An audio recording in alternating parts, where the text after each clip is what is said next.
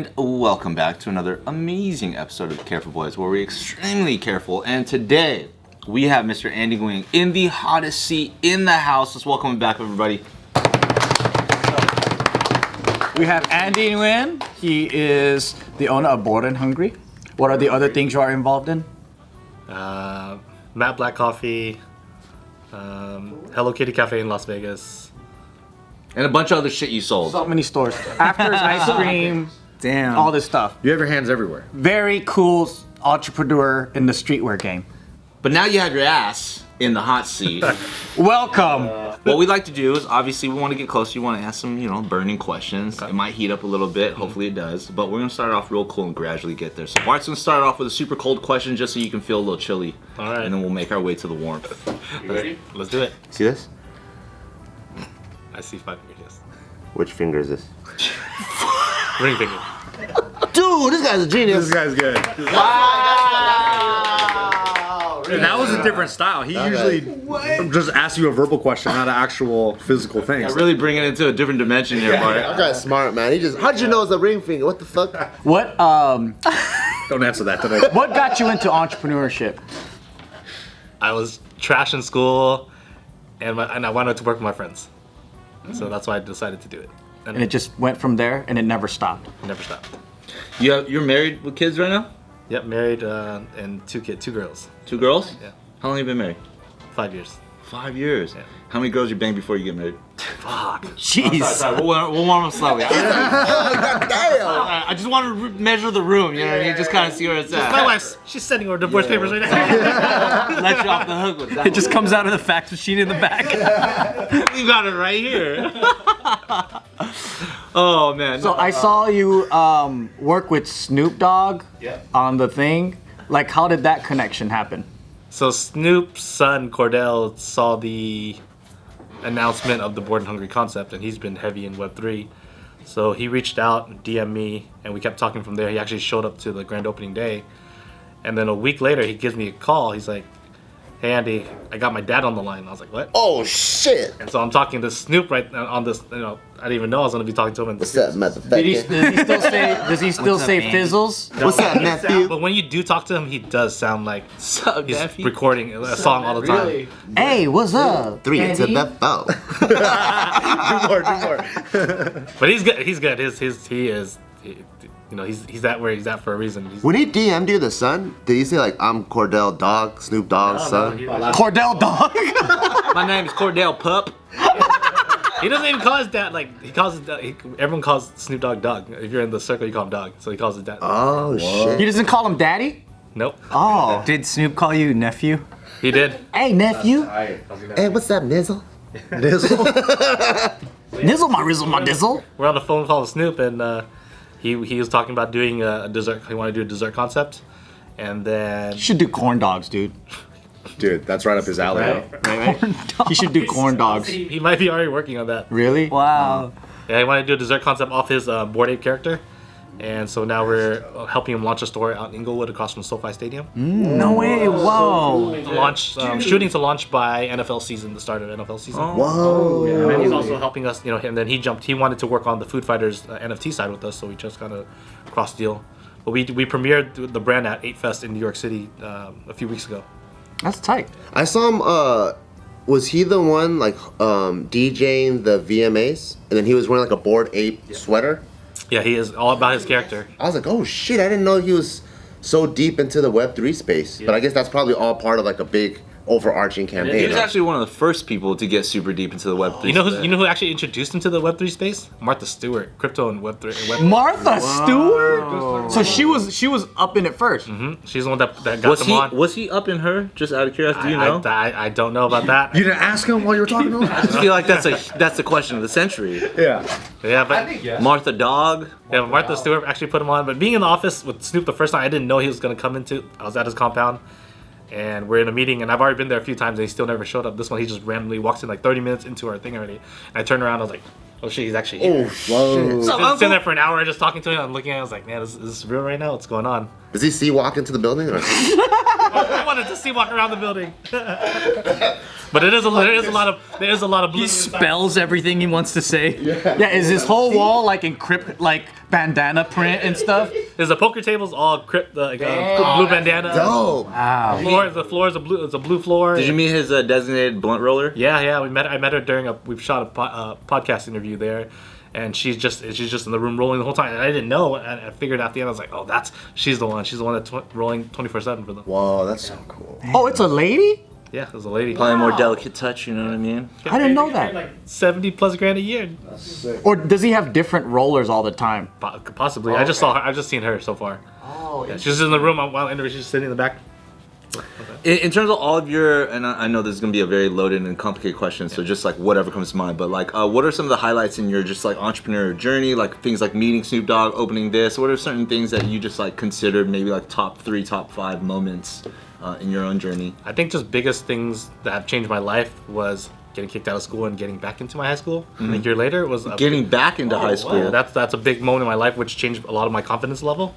I think that was a pivotal point in where it led me to where I'm at today. What happened there? Get kicked out for it, and then like the going back. I got kicked out because I was failing every single class that required anything with reading. Only two classes I was passing: basketball and choir. Everything else is FFF. Like, sounds like all of us. And then when you went back to school, what made you like have the confidence? so I was stuck at home my entire sophomore year. So I was pretty much living in a pandemic already at that time for myself, right? I lived right across from the high school I went to. I had to look outside the window every single day, Well, all your friends are. leaving and socializing, right? And I was like, okay, my freshman year was like the worst. I was getting bullied all year. I was getting in fights. I was getting suspended. I had the worst grades. Right? It's just like, okay, I don't want to be here. And then when I was stuck at home, the first week you're like, cool, I don't have to do anything.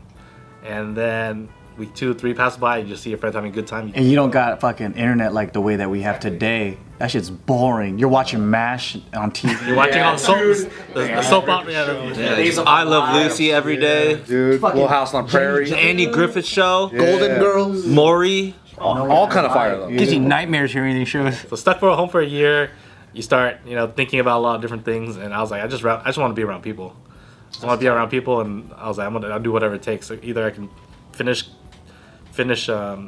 continuation school and go to college early, or I'll just try to get my way back in. And I decided to go back in. How did they let you back in school? You Just had to get my grades up and go back to the vice principal that kicked me out. So their disciplinary system worked. For Andy. Not for me. I ran away. I came back completely. I came back with a different, attitude, and So their disciplinary started system worked. participating. Any school club, I was joining everything. I was like, I just want to be at school as long as I can. What city was this? In Westminster. No, Miami. You think that stuff helped you? Like just being in all the clubs helped you with streetwear and like brand building and all that? Yeah, I think just being around people, just learning how to, talk to other people and socialize, and now you're building this character and brand for yourself.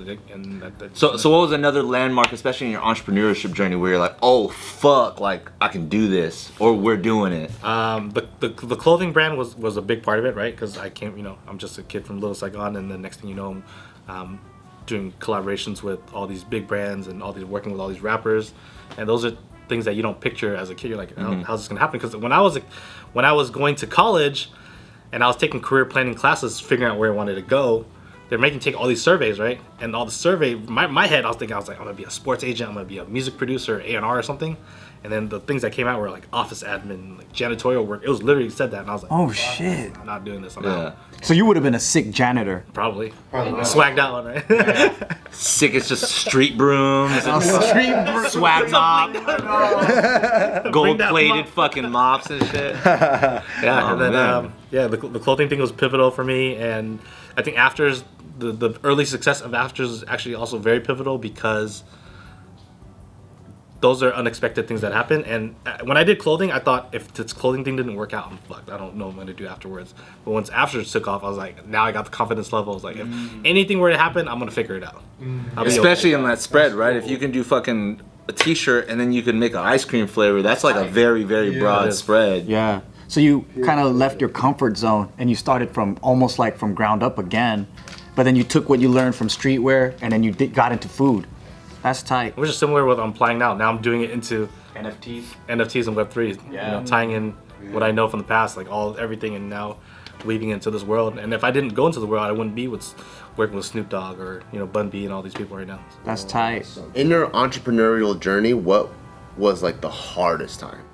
I think the early success of Afters, right after that, being in the public eye so much at that time, and then launching other concepts that actually didn't work out. Oh Just because shit. things were moving so fast and everyone's like throwing deals at you. Yeah. And now you're not making clear decisions anymore. You're just trying to move as fast, trying to keep the wave going. Yeah. And then the media is just like trashing me, like eating me alive. I'm like, What are you doing? Reading the articles and shit?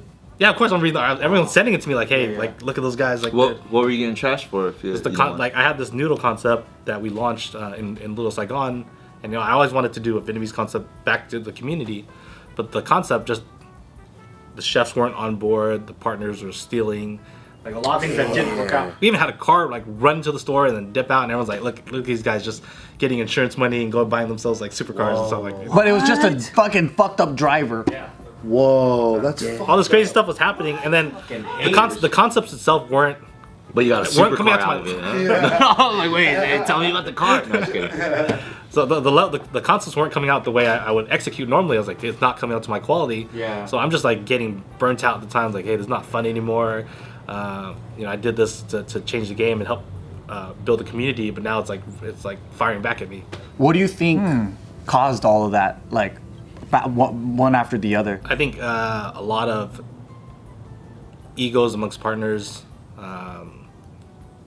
Seeing too much big success too early. So not understanding. Was it the same team that you were getting involved in, or was it all these other opportunities started coming in? You started working. A mix of both. Okay. A mix of both of them, and I think it was 2016. So we're just firing off in 2016 with all these concepts and everything going, and then Afters is still killing it. But then I'm dealing with like all these headaches of all this other stuff. It's like burning money. I'm like bleeding on all these other things. Yeah. And then from there, I was like, okay, 2017. Like I need to just take a break. I need to take a break and then regather myself. And if I'm not happy about the concept, then I'm just not gonna do it. Like I'm not confident. If it's not done right, I'm just not gonna touch it. So was it like all these opportunities you don't want to miss out, so you jumped on it, and then later you're like, I'm just gonna do shit that I want to do that's dope. I think at that moment you're just moving so fast and things are coming at you. You're like, okay, well, I think I can execute. I can pull it off, and I have everyone's eyes on me right now. So I just gotta keep going. So I just keep moving. Do you feel like after all that now you can read people better and see who's legit, who isn't? That's always the tricky part, right? I'm probably better at it. Yeah. But some people are really good salespeople. Yeah. You find people along the way, but you also meet some amazing people along the way that weren't my friends from before that I'm working with now have become some of my closest friends. Period. Yeah.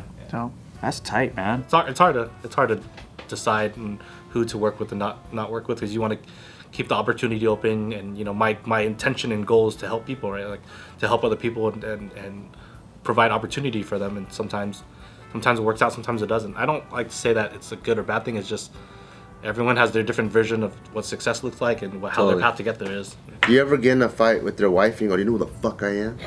No, my wife's. I'm not the boss. At the work, at the office, the stores and stuff. I'm like the boss. No one's gonna. People are scared, even though I'm not. I think I'm pretty approachable. But people are obviously staff are scared to talk to me. But my wife, she's the boss at home.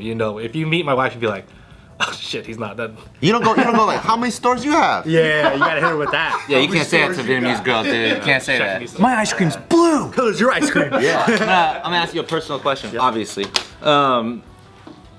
Because you've obviously worked with both very, very successful things, and also, based off what you described, things that maybe like didn't work. On a more personal level, what do you, because you obviously had to work with different partners and put yourself in different situations, different groups, different types of brands. What do you feel like you are like best at? And then what do you feel like is something that maybe you weren't so great at in those situations? Yeah, I think early on, when I was younger, I didn't understand how to be a leader, especially in my 20s. Like, how you're supposed to become, like, how you're supposed to run a company of people that are older and younger, and you're just like 20, 30 people. Like, how do you lead? Like, Yeah. you technically don't really know how to do it because they haven't seen that success from you to respect you in the first place, right? So it takes a long time to kind of go through those trials and tribulations to make sure it's all working out later. But things that I am good at, I think I'm great at having a good eye for design, understanding which mix of chemistry of different people that work together. So I'm like a dot connector. I'm bringing like a lot of different groups together to make sure things run smoothly. I have a good knack for finding out which locations are solid, what type of brands will take off. Anything on the front side of the house, like marketing, branding, design, like that's what I'm good at. But when it comes to like, hey, you have to deal with money or lawyers, I'm like, can someone else do that? That's not my thing. How did you like discover that for yourself? I just, whenever the topic of money came, like when we were sitting in conversations, like talking about lawyers or money, you just see my attention. I'm like, you guys figure, I'm gonna get up and walk out. Over time, they just realize, they just know like, okay, Andy doesn't like talking about that. We'll just handle it. And you just wanted to play to your strengths because you wanted to know what you know what you're good at and you want to stick to that and do your it's thing. Like cooking, I don't know how to cook. I always tell the guys, if we start a concept, don't ask me to come back in the kitchen. I'm just gonna walk. I'm just gonna pretend I don't know what's going on. If there's a fire, call the fire department. Call somebody else. Don't call me. Call insurance. They'll figure it out. That's it. Right. Like you kind of know your role, and then you don't like step on your partners who are like your partners because they're good at that. You know. So I think that's also I've seen a lot of groups break up because of like. You got this dude that's supposed to be an accountant in the crew, and he's trying to be a creative, and it's like, stay in your fucking lane, shut up. Your idea's stupid. Right? They're like, hey, you know what would be a good idea for your fucking comedy video? Shut the fuck up, dude. That's what I said to you yesterday, man. I pitched my idea to you, and this is how you shit on me? What the fuck? Why don't you just tell me what I'm saying, right here. And I'm not even an accountant. You're a fitness instructor, goddammit. Just make us buff. Can you imagine that? I know. Andy, make the ice cream less sweet. I know. It's always an Italian guy. Too much cream in it. Hey, the fucking sprinkles. Clear ice cream.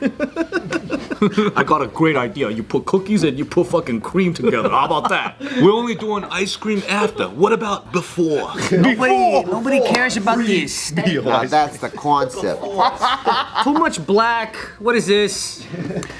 I know it's difficult, like having a relationship with the entrepreneurial lifestyle, right? How was that dating and then like managing that with your wife? When we were dating wise early on, it was definitely rocky, right? Because What's her back? Does she work? Is she also an entrepreneur? Or does she's a preschool special ed teacher, so her patience level is obviously higher. Just not with me. But it's a different. That's the Vietnamese part. Save that for the kids, man. But she's like a 9-to-5 style. Well, summers no, right? Yeah, summers is off. Yeah. Yeah. But then like her work style is much more different because you could be like, oh, 3 a.m. I gotta fucking do this shit, right? So how was that like in the very beginning to get her to like understand it? I think she understood what she was signing up for, because she came in at the time when I was near the end of I'm King, leading into Afters, right? So she saw like the entire process of how this went. Oh, so you guys been together for like a decade or something? Dating for over a decade now. Wow. So she saw the process of a lot of it, and I think she knew what she was signing up for.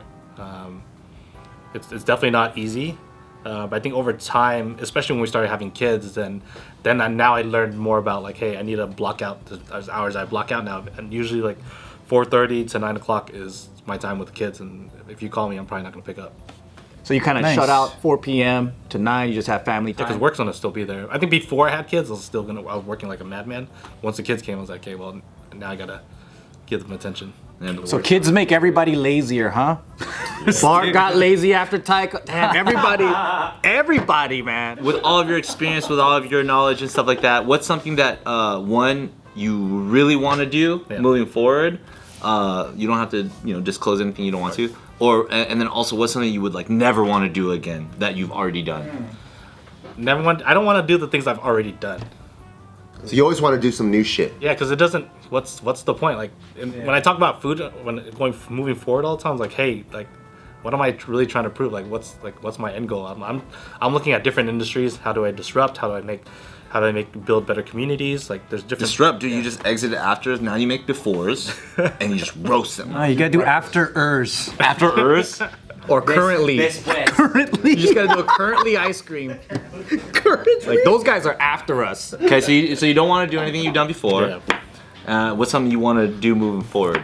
It's hard to say, right? It's always looking. I'm always keeping my eye out at different industries. Like I didn't know I was gonna end up in Web3 and NFTs. 1 year ago, it was like NFTs were like 1 year out the other. I was like, okay, whatever. Just stupid JPEGs and profile pictures that everyone's flexing. I was like, I don't have time to get into this. I'm opening restaurants. Did you ever get into crypto, or did you go straight into NFT? I pretty much went straight into NFTs. Wow. But even that process of like learning about it and going into it, like obviously I was so excited because I saw so much impact and the speed of impact and how much void there's still in that game. So that's why I wanted to jump in. That's tight. Yeah. But learning how to buy a Bored Ape and everything at that time was like a complete nightmare. That was a nightmare. Dang. What's something that like you commonly hear or you've heard commonly before as like this is kind of a standard in business or this is a rule in business that through your own experience you're like, man, that's fucking bullshit. Doesn't work like that. You have to have money to you have to have money to start to do this. I think a lot of people they don't do things because like, hey, you need money. Like I'm not gonna do this because it requires this much. I'm like, it's not true. I started advertising for 15 grand. Made that back in a week. Never took a dollar from to this day. 15 grand's a lot to people. He's like, I got that in my pocket right now. College costs even more. Yeah, for real. That's true. If you work a minimum wage job in a year, you could save that. If you live at home. It's not that unreasonable. If you live at home, work minimum wage, don't have any other things, you can maybe save 15. Yeah, so that brand has been built independently to this day. There's no franchise owners for it. It's still That's so crazy, tight. dude. That's cool. and we grew it through just self-funding it from that one initial 15 grand. You just kind of cycled it over and over and over. Yeah, we just took a lot what we learned. We learned a lot of things from even from the recession, right? We pulled like, hey, let's keep things tight. Let's not spend stupid money. Let's just try to be smart with it, and then applying a lot of that just happened to work in 2014. It's like, hey, we're gonna build this off of social media and let's try it out. That's tight, dude. That's really cool. Congratulations. Thank you for sharing, man. Wait for after-ers and currently. Currently ice cream. Currently?